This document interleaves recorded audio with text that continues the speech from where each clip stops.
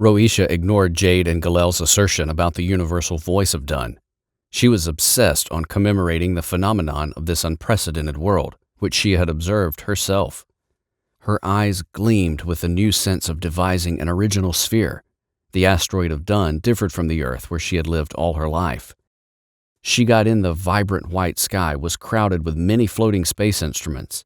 Sometimes she would snort in fear whenever she ran across other life forms that prevailed on the sphere.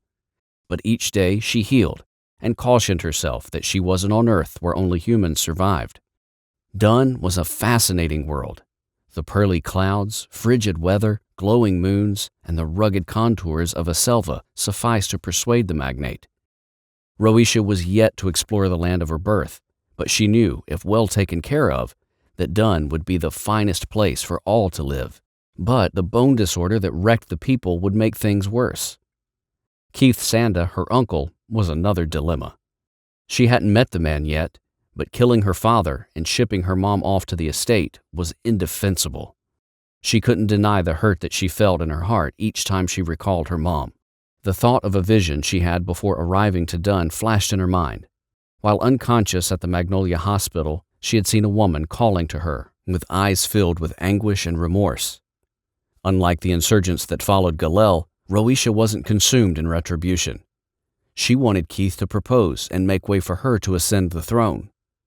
She was about to discover her purpose in the grand plan that Galel always spoke of.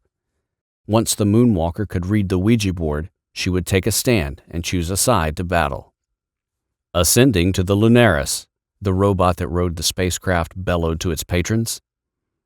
"Put on your seatbelt," Galel turned to Roisha. He'd noted that she had evaded speaking to him and Jade. He had respected that. Roisha flashed a soft grin and adjusted the belt around her chest. The ride towards the Lunaris, the greatest part of the moons where the Moonwalkers dwelt, was not smooth. Inside the moons were rocky protrusions, and the fog made it difficult for the ship's passengers to see the protrusions. Many lost their lives. Roisha could sense that the area they were ascending to was a dangerous place. First, there weren't any starships or other space vehicles in sight. It was quiet and eerie. A putrid stench of dead fish filled the air, and it was cloudy and cold. "What's this place?" She wrinkled her nose and turned towards the two. "The garbage," Jade answered. The Moonwalkers weren't in peace with other Dunnians because the government had assigned a portion of the Lunaris as dumping grounds for all the Dunnian refuge. This had driven the Moonwalkers deeper into the moon. It made it more difficult to gain access to them. Why would the state approve the dumping of refuge here? Moonwalkers have every right to live and breathe well.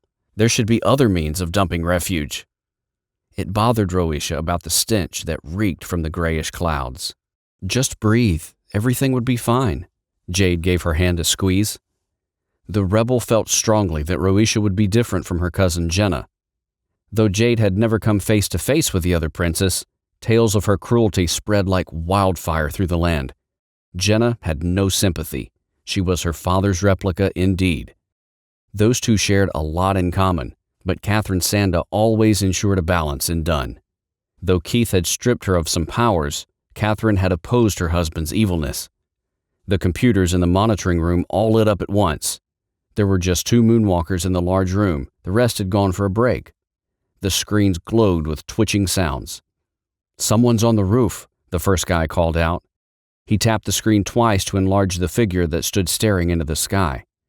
The Moonwalkers were a very secretive set.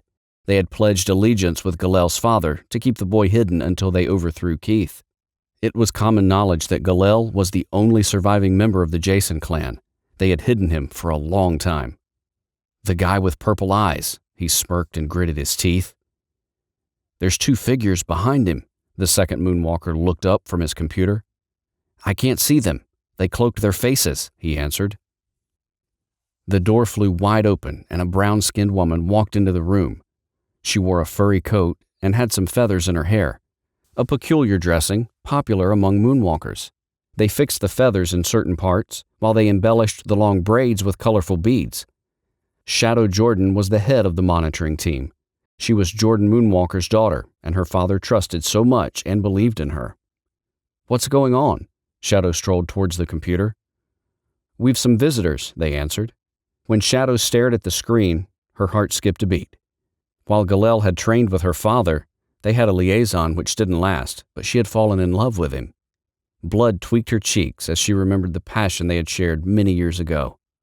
Though she had exchanged oaths with another man, she still harbored thoughts of Galel inside of her. The Moonwalker glanced at the screen. She noticed the black figures behind Galel. He had not shown up in the Lunaris for 16 years. She knew Galel was behind the Second Rebellion, and the only reason that would have brought him down here was to get their help. She will offer any help to the man she loved. "Bring him to my chambers. He'll wait there with his friends." Shadow Moonwalker hurried out of the monitoring room. She needed to alert her father about the appearance of Galel. "But it covers their faces, milady," the first man complained. "Enemies from other parts of Dun could send spies into the Lunaris." "Don't question my decision. It is common knowledge that Galel is our friend. You must let him in."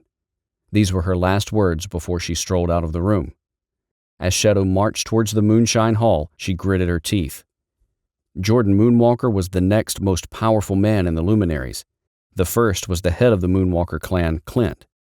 Clint Moonwalker was an old man, so he had designated much of his authority to his next in command. The council had a meeting, and her father was leading it. Well, the old Moonwalker wouldn't hesitate in rescheduling the meeting once he realized that Galel was around. "Greetings, Lady Shadow," some guards murmured as she neared the Moonshine Hall. "Thanks," she smiled. At the entrance of the built bronze door, they attached a golden screen to the middle of the door. Lights popped on the screen when she placed her palm on it. "Supply personal identification number," the automated door called to her. Shadow pressed the numbers on the keyword until it rhymed with her number. At once, the door opened and she walked in. When the council members noticed her presence, they stopped talking and turned their attention towards her. "What is it?" Jordan Moonwalker asked. "Galel Jason is here. It is time," she bellowed. Murmuring broke out amongst the council members at the mention of Galel. "What does he want with us?" Clint Moonwalker asked. "If Keith finds out Galel has come here to seek for help, we could be in trouble. We've stayed clean of the bone disease because we were cut off from the rest of Dun. We've enjoyed years of peace and prosperity in this moon.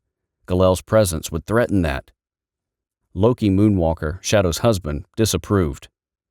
Shadow clicked her tongue and stared at her furry boots, knowing that she had made a mistake by telling everyone in the hall about Galel. She couldn't continue with the conversation.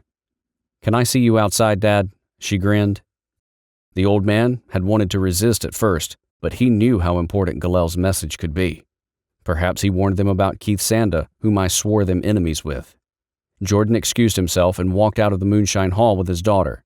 When they were well away from the hall, Shadow pulled her father to a corner where the guards weren't visible. "Don't let those councilmen get to you. We both know how important Galel is to Dun. If the Second Rebellion is successful, we may get to live outside the moon after many years." Shadow had a feeling that the other council members had influenced her father into becoming as selfish as they are. Selfishness was the way Moonwalkers survived in Dun. Other clans and life forms didn't care about them. They only aligned with decisions and rules that favored them. Other life forms weren't welcomed in Lunaris except for a man like Galel, whose father had been gracious to the Moonwalkers. Jordan watched Shadow. She had sensed that Galel and his daughter were in love, but he didn't know it was this strong. Moonwalkers were running out of electricity, the one they derived from the moon. If that happened, they would be at the mercy of Keith Sanda, who always sought after opportunities to harm them. Lunar energy had fueled their local industries and computerized systems for decades, but the light from the moon grew weaker and weaker as the days passed. This was possible because of the increase of fogginess in Lunaris. "I do admire Galel as much as you do, but Moonwalkers come first with me. I cannot take any decision that doesn't benefit us, even if it concerns Galel." He made his stand clear on the matter. Shadow was disappointed at her father's words, but as she took a careful look at it, she knew he loved Lunaris and was trying everything possible to keep everyone safe. Well, they had to listen first to Galel before moving to the next step.